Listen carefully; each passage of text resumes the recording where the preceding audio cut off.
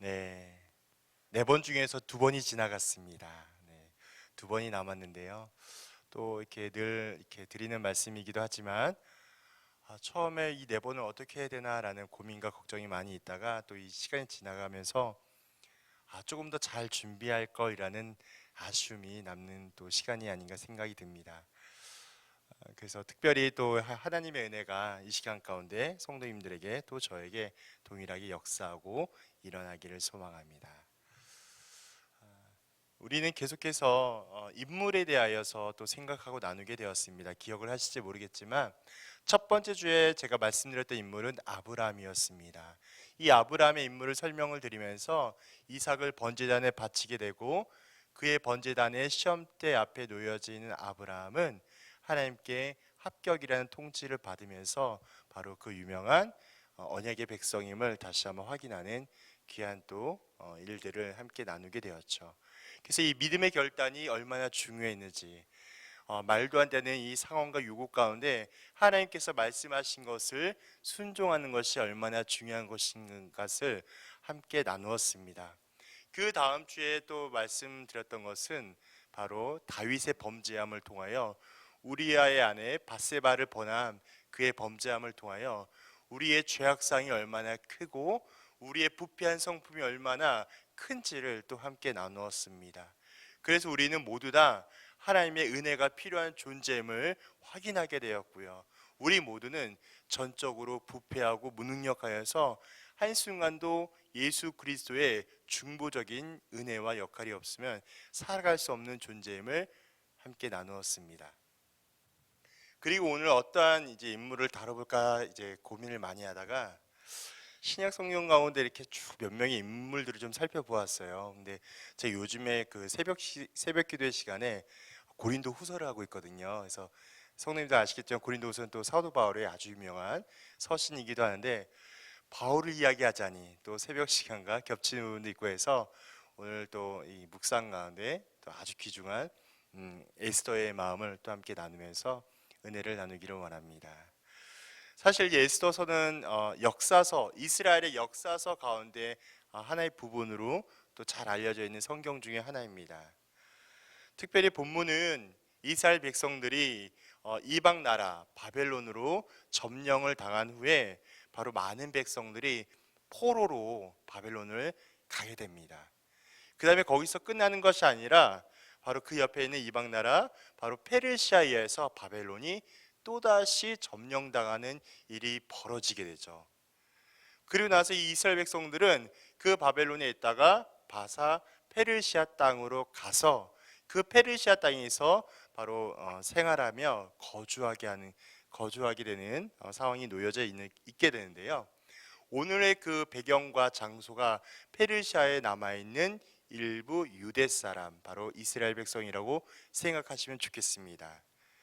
분명 페르시아에 있는 그때 당시에 고레스 왕이 이 이스라엘 백성들을 너희는 여기에 있지 말고 다시 너희의 본국인 예루살렘으로 다시 돌아가라라고 이야기했지만 그곳에 남아있는 일부 사람들은 거기에 남아서 생활을 하게 되었던 것이죠. 어떻게 생각해 보면 그때 본국으로 돌아가지 않았던 이스라엘 백성들은 어, 거기에 차라리 원래 본국 예루살렘으로 돌아갔더라면 지금의 어떤 어려움과 환란을 경험하지 않아도 됐을지 모르겠습니다. 우리가 계속해서 또 나누고 또 생각해 보겠지만 그들은 그 페르시아 땅에 남아 있는 동안에 엄청나고 어려운 환란과 고난을 바로 직면하게 되는 상황인 것이죠. 그래서 본국으로 돌아가지 않고 페르시아에 남아 있는 이스라엘 백성들이 있는데 오늘 그 중에서 가장 유력한 인물 두 명이 등장합니다. 그 첫 번째 인물이 바로 모르드게와 그의 사촌인 에스더가 등장하죠. 그 이 모르드게와 에스더를 바라보면서 하나님께서 이들에게 어떻게 역사하고 인도하시는지, 특별히 에스더서는 하나님이라는 호칭은 특별히 등장하진 않고 있지만 하나님께서 이들에게 어떻게 역사하시는지를 깊이 살펴보면 깨달을 수가 있게 됩니다. 그래서 좀 더 이런 부분을 놓고 생각해 보면 좋겠습니다. 그 다음에 중요한 인물이 등장하게 되는데요. 그 인물은 이 에스더서에 하만이란 사람이 등장하게 됩니다.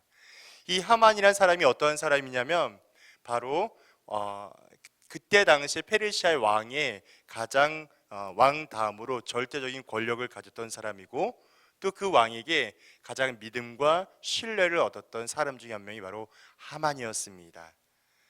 좀 더 쉽게 설명한다면 왕 다음에 최고 권력자라고 해도 과언이 아닐 만큼 하만이라는 사람은 아주 높은 위치에 있었던 사람이죠. 이 하만이라는 사람이 바로 엄청난 일을 계획하게 되는데요. 그 엄청난 일이 뭐냐면 바로 페르시아 땅에 남아있는 모든 유대인들을 학살, 죽이고자 하는 계획을 하게 됩니다. 왜 그랬을까요? 저의 설교에 이제 유행어가 되면 좋겠는데, 이 왜 그랬을까요가 참 중요합니다. 왜냐하면 하만이 그토록 그 유대 사람들을 죽이고자 했던 이유가 뭐냐면 바로 모르드게의 결정적인 이유가 있었기 때문입니다. 모르드게가 하만을 바라보고 하만에게 절하지도 않고 하만에게 바로 무릎을 꿇지도 않았기 때문인 것이죠. 그것이 바로 모르드게가 하만에 대한 존경과 경외함을 표현하지 않았기 때문입니다. 여기서 우리가 조금 더 고민해 볼 것이 있는데요. 모르드게가 하만을 그렇게 하지 않았던 궁극적인 이유는 무엇이냐면, 모르드게는 출신이 어딜까요? 바로 유대인이에요. 유대인은 뭐예요? 오직 여호와 하나님만을 경배하는 사람입니다. 여호와 하나님만을 따르고 경배하는 사람이 사람에게 절하고 사람의 존경을 표현한다는 것은 바로 우상 숭배이기 때문이죠. 그래서 그런 모습을 바라보게 되면서 하만이 너무나 화가 났던 거예요. 말도 안 되는 일들이 바로 벌어지게 되는 것이죠. 그래서 오늘 말씀은 에스더서 3장부터 함께 출발하겠습니다. 읽어주시죠. 시작.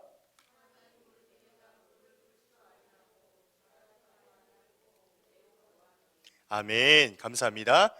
지금 방금 읽으신 것처럼 하만이 모르드게가 무릎을 뭐 한다고요? 꿇지도 않고요, 절하지도 않아서 뭐 했다고요? 매우 화가 났다고 이야기하고 있어요.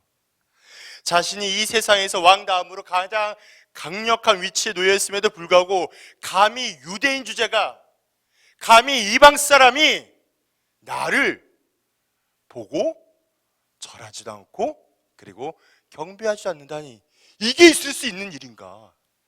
열받은 거죠. 그래서 하만이 어떻게 했다고요?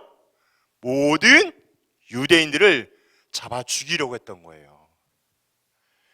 그래서 거기에서 머무르지 않고요, 하만은 당시 왕에게 가서 유대인을 확살하고자 하는 설득과 계획을 바로 스타트하게 됩니다. 네, 이어서 넘어가겠습니다. 함께 읽어보겠습니다. 시작.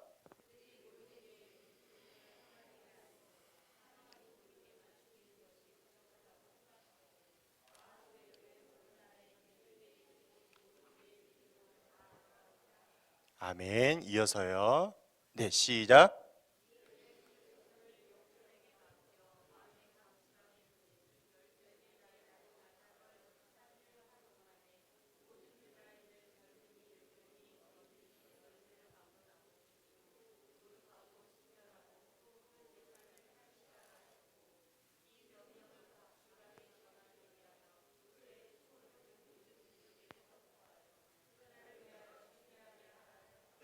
아멘. 감사합니다. 긴 구절을 또 보심에도 불구하고 이렇게 잘 읽어주셔서 감사드려요. 우리 성도님들이 지금 새 구절을 읽으셨던 것처럼 하만의 음모와 계획이 지금 나타나고 있습니다. 바로 6절에 나와 있는 것처럼 모르드게만이 죽이는 것이 부족하다고 생각하여서 하만은 아에스로 왕에게 나아가서 유대인 곧 모르드게의 모든 민족을 멸하자고 이야기합니다. 그것이 6절에 나와 있어요. 그 다음에 이어지는 13절과 14절 바라보니까 조서를 써서 그 조서를 통하여 각 지방에게 보내고요, 또 그 내용이 뭐냐고 보니까 모든 유대인들의 젊은이와 늙은이와 어린이와 여인들을 막론하고 다 죽이고자 하는 계획을 벌이게 됩니다. 그래서 어떻게 할까요? 조서의 초본을 모든 민족에 선포하여 그날을 위하여 준비하게 하라 라고 이야기하고 있는 거예요. 어떤 상황일까요? 매우 급박한 상황인 거예요. 자칫 모든 유대인, 자기를 포함한 모든 유대인이 죽음에 놓일 수밖에 없는 엄청난 위기를 바로 경험하게 되는 것이죠. 이렇게 급박하게 돌아가는 상황 가운데, 바로 절체절명의 상황 가운데 그것을 극복하기 위하여 모르드게가 에스더에게 찾아가서 요청하는 거예요. 이런 상황들을 이야기하면서 왕에게 나아가서, 에스더야, 네가 좀 상황이 이렇게 어렵고 힘이 드니까, 네가 지금 왕비가 되었으니까 좀 얘가 잘 얘기해봐. 혹시 아냐, 너의 말을 듣고 왕이 또 이렇게 유대인을 확살하는 거를 이렇게 싹 이렇게 해줄지, 그렇게 지금 부탁하고 있는 거예요. 그래서 모르드게는 자기의 사촌인, 조카인 에스더를 향해 찾아가서 이야기했지만 에스더의 반응은 완전히 이상했어요. 아니, 완전히 기대를 저버리는, 바로 모르드게의 기대를 확실하게 저버리는 일을 벌이게 된 것입니다. 그것이 다음 구절에 나와 있습니다. 함께 읽어보겠습니다. 시작. 남녀를 막론하고 부름을 받지 아니하고 안뜰에 들어가서 왕에게 나가면 오직 죽이는 법이요, 왕이 그자에게 금규를 내밀어야 살 것이라. 이제 내가 부름을 입어 왕에게 나아가지 못한 자가 이미 30일이라 하라 하니라. 아멘. 이게 무슨 소리일까요? 바로 자기 자신은 모르드게의 말을 듣고 할 수 없다라는 이야기예요. 왕이 부르지도 않은데 왕 앞에 함부로 나갈 수 없을 뿐만이 아니라, 그때 당시에 법을 좀 고민해 보면 왕 앞에 나간 사형에도 당할 수 있는 그런 위험에 처해 있다라는 거예요. 그리고 이미 자신도 왕 앞에 부름을 받지 못한 지 30일이나 지났다라고 이야기하고 있는 겁니다. 결국 이 말을 한마디로 얘기하면 뭐가 될까요? 아유, 난 못해. 아, 삼촌, 나는 못해요. 내가 미쳤어요. 하다 내가 죽으면 어떡하려고. 아, 나 못해요. 이런 얘기예요. 이런 얘기. 안타까운 민족의 현실은 맞지만 자신의 생명까지 내놓으면서 그렇게 할 마음이 없다라고 지금 이야기하고 있는 거예요. 근데 곰곰이 생각해 보면 이 사실이, 에스더의 그런 반응이 이상한 것만은 아니에요. 상상해 보세요. 성도님들의 만약 이 상황이라면, 에스더라면, 내가 당장 죽을 위기에 놓여져 앞에 있는데, 야, 너가 나를 위해서 이렇게 한번 네 목숨을 바쳐보라 얘기한다면, 과연 저와 성도님들 가운데 누가 그렇게 나가서 내가 한번 해보겠습니다 라고 얘기를 할 수 있을까요? 저기에 제가 노란색으로 표시했지만, 왕의 신하들과 왕의 각 지방의 백성이 다 알거니아라고 제가 일부러 노란색을 했습니다. 그 이유는 뭐냐면, 이건 상식적으로 생각해봐, 이게 말이 되냐라는 의미예요. 다른 표현을 하면, 삼촌 우리 삼촌이 맞아 라고 이야기하는 거예요. 이 말도 안 되는 일을 왜 나한테 얘기하냐고 지금 에스더가 누구에게? 모르드에게 이야기하는 거예요.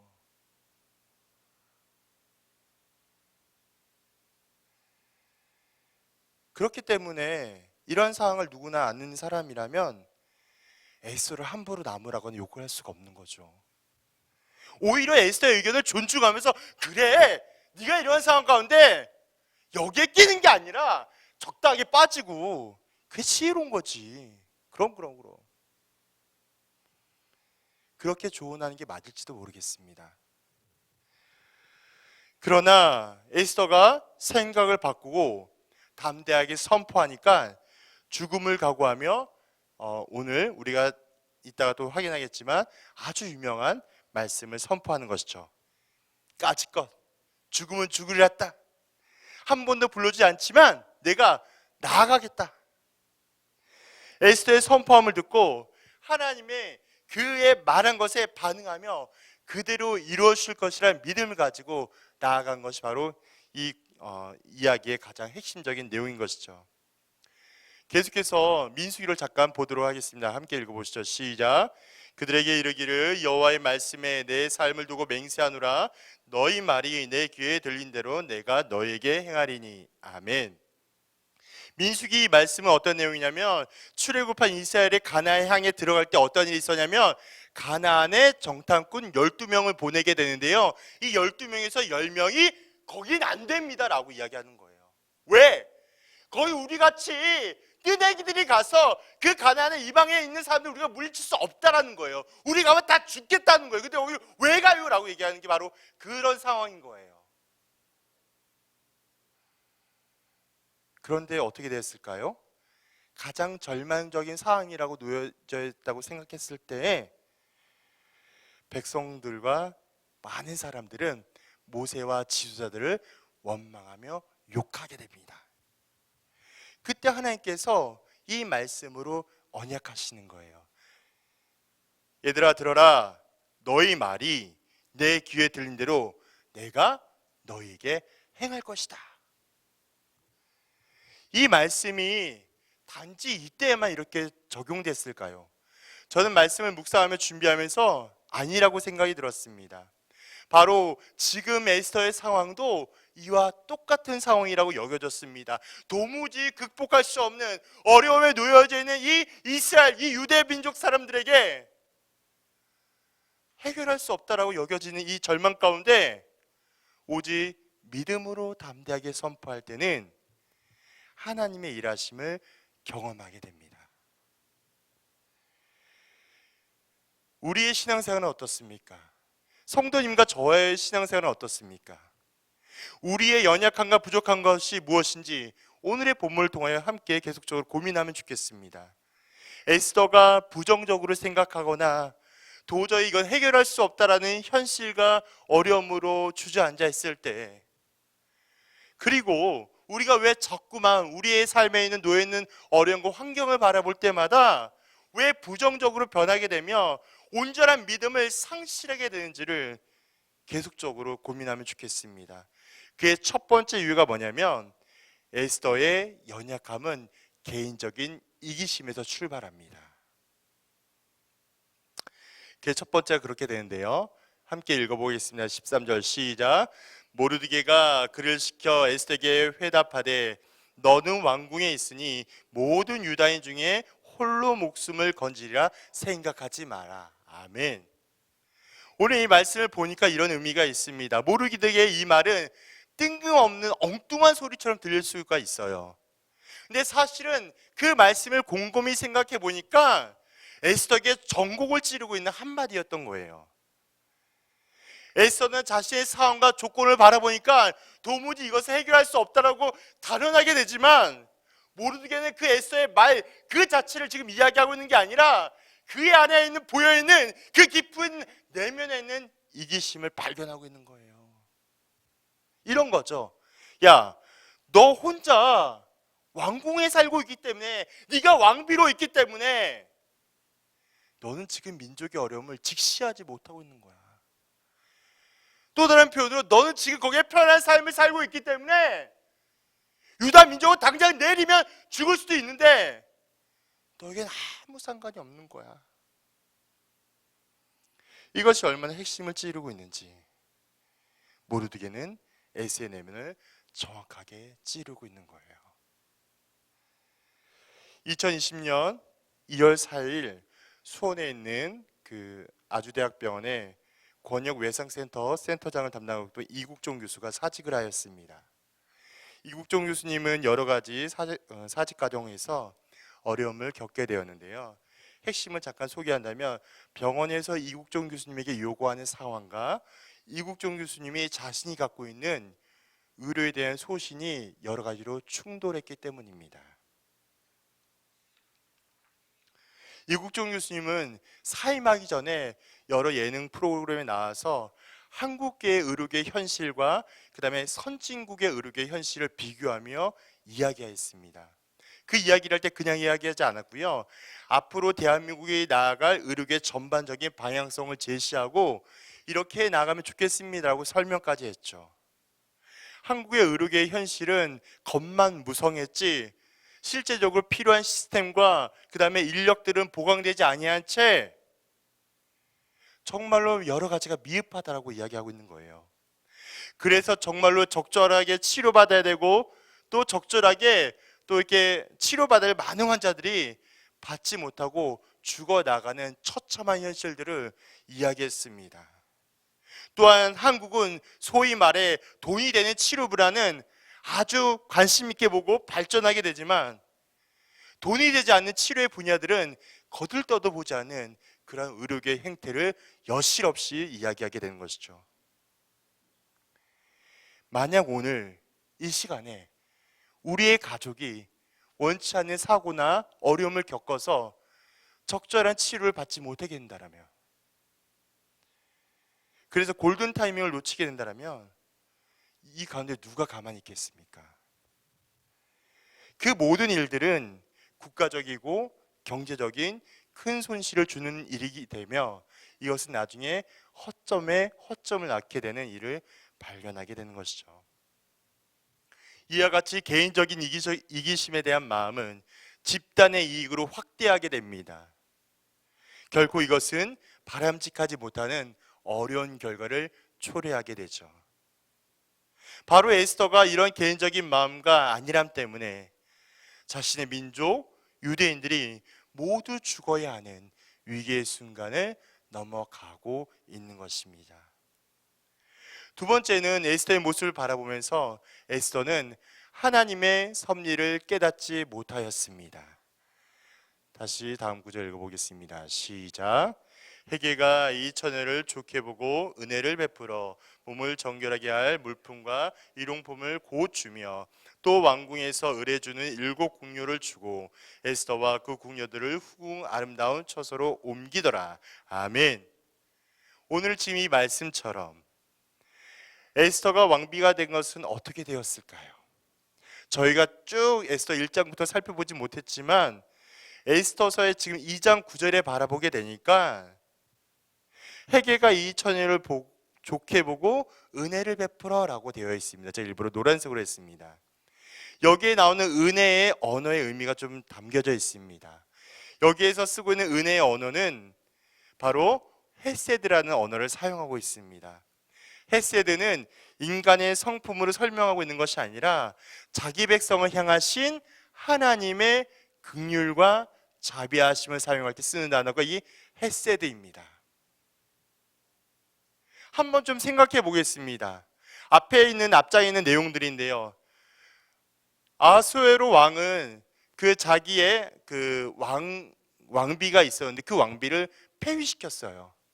폐위시킨 이유가 뭐냐면 내가 이렇게 큰 잔치를 벌였는데 너의 아름다움을 통해서 내가 이 페르시아 이 왕을 얼마나 잘 다스리고 있는지를 좀 만천하게 좀 알고 싶다라고 그런 마음에서 이 왕비를 이렇게 앞에 나오라고 했어요. 근데 왕비가 그걸 거절해요.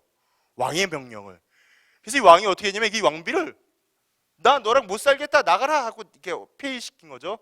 그 다음에 이 왕비의 자리가 공석이 되니까 이 왕이 바로 전국에서 얼굴 예쁜 여자를 찾겠노라고 이쁜 여자를 찾는 얼굴 이쁜 여자를 뽑는 대회가 진행되었습니다.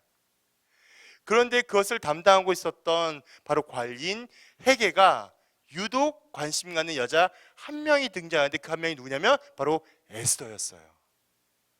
이 에스더에게만 유독 관심을 갖고 호의를 베풀었던 거예요. 그래서 그에게 에스더에게 용품을 주고 좋은 방을 주고 다 해주었습니다. 그런데 성경은 이러한 모습을 보면서 뭐라 이야기하냐면 이것은 단순히 사람의 관계 안에서 베풀어줄 수 있는 호의와 친절이 아니라는 거예요. 다시 말한다면 이것은 하나님의 은혜가 개입되어서 자신의 노력과 수고로 얻어진 왕비가 된 것이 아니라 하나님의 헤세드의 은혜가 적용됐다라고 이야기하고 있는 거예요.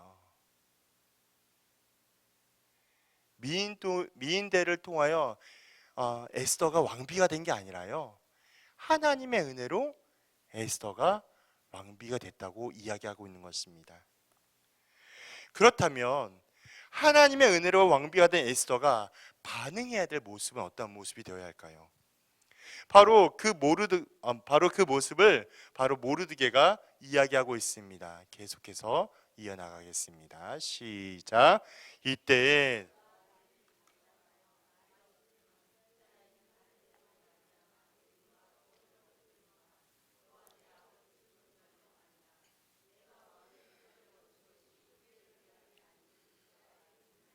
아멘.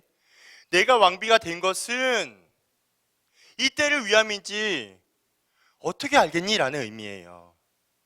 바로 너에게 헤세드의 은혜를 주셔서 자격도 없는, 조건도 갖추지 못한 네가 그 자리에 앉았던 거는 바로 하나님의 은혜였음을, 오늘날 이렇게 민족이 어렵거나 위기를 직면했을 때에 쓰임받는 것이 아니냐라고 지금 모르드게가 이야기하고 있는 거예요. 이것이 바로 하나님의 섭리이자 하나님의 계획입니다. 왕비의 자리까지 오르게 할 수 있었던 결정적인 이유는 바로 하나님의 은혜였던 것이죠. 비록 이방 나라 페르시아이지만 유다 민족을 위기 가운데 구할 수 있게 하는 가장 핵심 중의 핵심이 바로 왕비가 되어 너가 너의 민족을 구원하게 하는,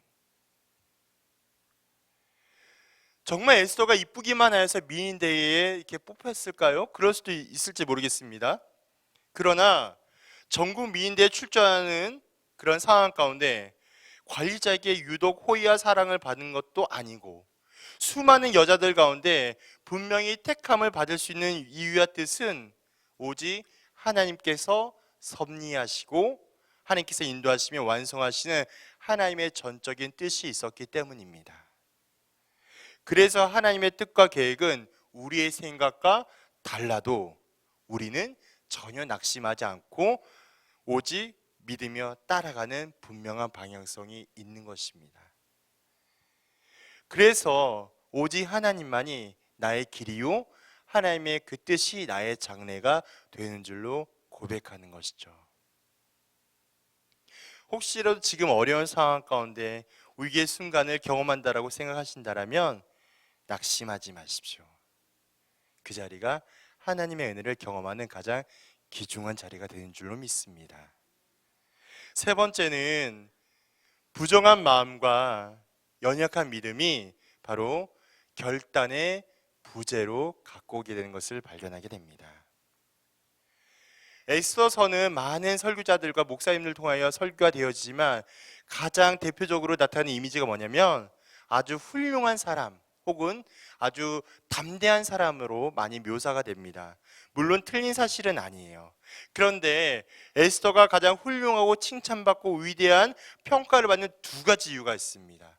첫째, 그를 깨닫도록 도와준 조력자 모르드게가 있었다라는 거예요. 에스더 혼자 하나님의 뜻과 계획이 있어서 내가 이거 하나님의 뜻이지 라고 알 게 아니라요, 그를 온전히 깨달을 수 있도록 도와주는 조력자가 있었다라는 것입니다. 그래서 조력자와 동역자는 너무나 중요합니다. 그래서 공동체 안에 관계를 형성하면서 기도하는 또한 중보기도 또는 중보자들이 너무 중요한 것이죠.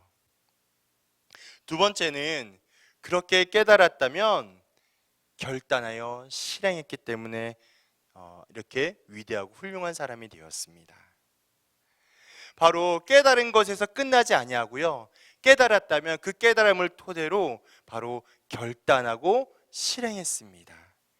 그것이 바로 에스더가 가장 유명하고 가장 훌륭하고 위대한 평가를 받는 두 가지 중에 두 번째 이유에 해당되는 것이죠.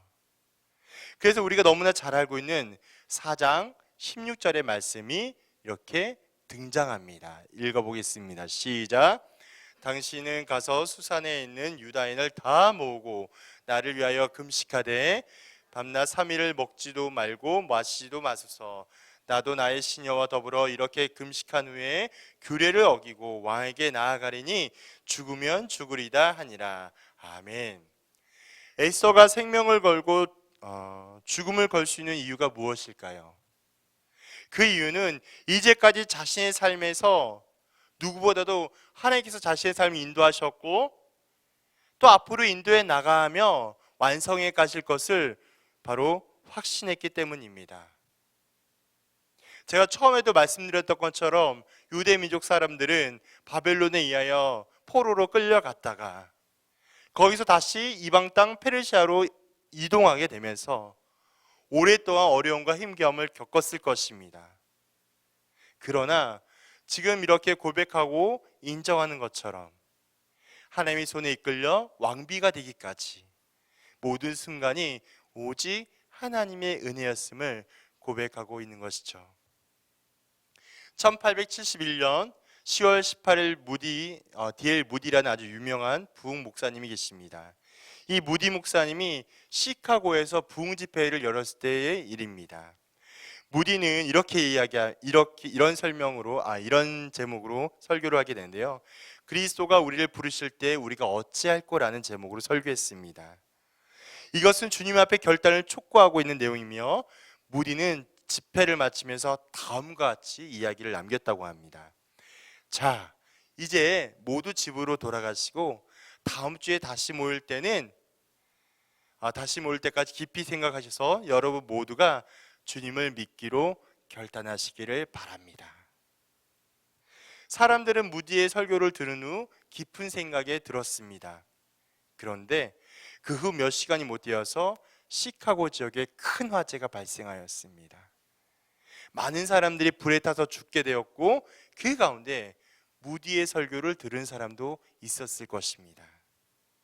이 소식을 들은 무디는 후회스러운 표정으로 많은 사람들에게 전했다고 하네요. 나는 이번 일로 깨달은 것이 있습니다. 그것은 주님을 향해 결단하는 일은 일주일 후가 있을 수 없다라는 것을 깨달은 것입니다. 우리가 일주일 후를 알 수 없는 것처럼 일주일의 후의 결단도 알 수 없게 되는 것입니다. 바로 주님 앞의 결단은 지금뿐입니다. 이 무디 목사님의 무디 목사님의 고백이 지금 여러분들이 결단하고 선포하는 것이 얼마나 중요한 것인 것을 이야기해 주고 있는 것이죠. 이제 우리의 모습으로 잠깐 조명해 보겠습니다. 나의 연약한 믿음과 결단하지 못하게 하는 장애물은 무엇입니까? 마치 거대한 폭풍우를 만나고 당장이라도 배가 뒤집힐 것 같은 위험한 어려움을 놓인다 할지라도 예수님의 음성을 들어도 여전히 불신앙적인 우리의 모습은 무엇입니까? 에스더의 죽음을 각오하는 결단과 선포는 하나님께서 자신을 끝까지 책임져 주실 것이라는 믿음과 확신이 있었기 때문입니다. 이 위기 가운데 어려움 가운데 직면할지라도 그 위기를 넉넉하게 이겨주고 승리해낼 수 있다는 강한 힘과 능력은 오직 하나님의 손에 있음을 바로 에스더가 인정하고 확신했기 때문인 것이죠. 또한 에스더는 왕에게 나아갈 때 좋은 옷에 예쁘게 꾸미고 난 후에 나아가겠다고 이야기한 것이 아닙니다. 우리가 읽은 말씀처럼 에스더는 3일 금식 후에 나아가겠다고 이야기합니다. 왜 그렇게 이야기했을까요? 그것은 그가 왕비의 권력으로 그 문제를 해결하려는 것도 아니었고 그가 자신의 그 화려하게 꾸민 미모로 문제를 해결하는 것도 아니었고 오직 하나님만을 의지하겠다라는 믿음의 결단이자 행함이기 때문입니다. 결국 에스더가 민족을 멸망 가운데 구원할 수 있게 된 것은 자신의 왕비에 대한 권력도 아니고 미모도 아니고 오직 하나님께 맡겼기 때문이죠. 그래서 하나님만을 의지하는 믿음은 불가능한 상황 가운데도 가능하게 만드는 힘이요, 또 위기 가운데도 또 다른 기회가 되며 은혜가 되는 가장 귀한 시간이 되는 것이죠. 오늘 본문을 통하여 우리는 무엇을 살아가면서 적용해 볼 수 있겠습니까? 두 가지만 잠깐 고민하고 넘어가겠습니다. 첫 번째는요, 내 삶의 주인은 오직 하나님임을 인정합시다. 아무런 자격과 조건도 없는 한 사람에게 한 나라의 왕비가 될 수 있게 한 것은 오직 하나님의 섭리와 인도하심입니다. 그래서 하나님의 뜻과 계획 없이는 단 하루도 살아갈 수 없는 나약한 존재가 에스더이고 바로 우리입니다. 만약 내 마음과 내 뜻과 내 계획과 내 노력으로 무엇인가 이루고자 할 때는 결코 하나님의 은혜와 섭리를 경험하실 수가 없습니다. 내 안에 이 부패한 마음과 내 안에는 가득 차는 욕심이 하나님의 거룩함을 결코 따라갈 수 없기 때문인 것이죠. 하나님이 요구하시는 거룩과 정결한 삶을 살아갈 수가 없기 때문입니다. 에스더가 결단하고 보여준 모습은 자신의 삶이 오직 하나님께 있음을 선포한 것입니다. 자신이 갖고 있는 능력과 경험이 아니라 오직 하나님의 은혜와 능력 안에 자신의 삶이 있음을 확신하며 선포한 것입니다. 그래서 큰 어려움과 환난을 만나게 돼도 넉넉히 이길 수 있는 믿음이 생기게 되고 오직 하나님만 바라보며 의지하게 되는 것이죠. 그래서 내 안에 나로 채워지는 것이 아니라 내 안에 성령으로 채워지는 것입니다. 내 안에 하나님의 거룩한 영으로 충만해지는 것입니다. 그렇게 살아갈 때 성도님과 저의 삶이 온전히 주님께 붙들린 삶이 되기를 소망합니다. 두 번째는요, 위기를 만날 때는 거룩한 결단을 선포합시다. 아까 읽어드렸던 민수기 14장의 말씀을 잠깐 기억해 보겠습니다. 그들에게 이르기를 여호와의 말씀에 내 삶을 두고 맹세하노라. 너희 말이 내 귀에 들린 대로 내가 너희에게 행하리니. 하나님께서는 말씀을 통해 이스라엘 백성들에게 약속하여 주셨습니다. 믿음으로 선포할 때 반드시 내가 듣겠고 반응하겠고 이루어 주시겠다라고 약속하신 거예요. 아버지의 자녀들이 간구함에 그 간구함을 하나도 빠뜨리지 아니하시고 응답해 주시겠다고 약속하신 분이 우리의 아버지 되십니다. 그렇기 때문에 우리가 할 수 있는 것은 거룩한 결단, 그리고 모든 자들에게 선포하는 거예요. 내 입술로 선포하면 역사하는 힘을 경험할 수 있습니다. 내 욕심으로 구하고 내 정력으로 구하는 건 하나님께서 들어주시지 않겠지만 하나님의 뜻과 하나님의 나라와 하나님의 영광으로 그것을 위하여 선포하는 것이라면 하나님은 반드시 이루어 주십니다. 간절한 마음으로 기도하고 담대한 마음으로 선포하며 그 일을 끝까지 인내하며 걸어나갈 때 하나님께서는 꼭 이루어 주십니다. 우리 하나님께서 우리의 소원함과 간구함의 제목을 올려드리고 하나님께서 마땅히 일하실 수 있도록 선포합시다. 하나님께서 내 문제에 간섭하시고 온전히 이루어 나가실 수 있도록 우리 아버지 하나님께 맡깁시다.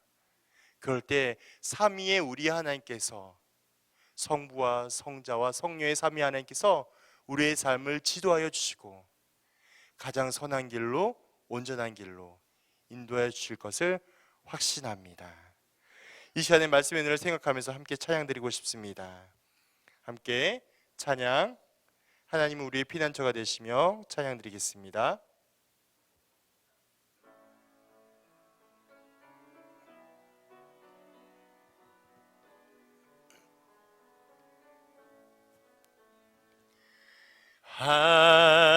하나님은 우리의 피난처가 되시며 환난 중에 우리의 힘과 도움이시. 하나님 우리의 하나님은 우리의 피난처가 되시며 환난 중에 우리의 힘과 도움이시라. 너희는 가만히 있어. 너희는 가만히 있어. 주가 하나님 대말지어다. 열방과 세계가 운대 주가 높임을 받으리라. 하나님은 우리의 하나님은 우리의 피난처가 되시며 환난 중에 우리의 과도 다시 한번 고백합니다. 하나님 우리의 우리의 피난처가 되시며 환난 중에 우리의 힘과 도움이시라. 사랑합니다. 내 아버지 고백하겠습니다. 사랑합니다. 내 아버지 찬양합니다. 내 온 맘 다하여 선포합니다. 예수 그리스도 주님 오심을 기다리며 너희는 가만히 있어. 너희는 가만히 있어. 주가 하나님 되말지어다. 열방과 세계 가운데 주가 높임을 받으리라. 사랑합니다. 사랑합니다. 내 아버지 찬양합니다. 내 온 맘 다하여 선포합니다. 예수 그리스도 주님 오심을 기다리며. 아버지 하나님 너무나 감사합니다. 죽을 수밖에 없는 우리 모두를 예수 그리스도를 십자가 구속하여 주시고 부활 승천하사 우리의 영원한 중보자 되신 예수 그리스도 이름만에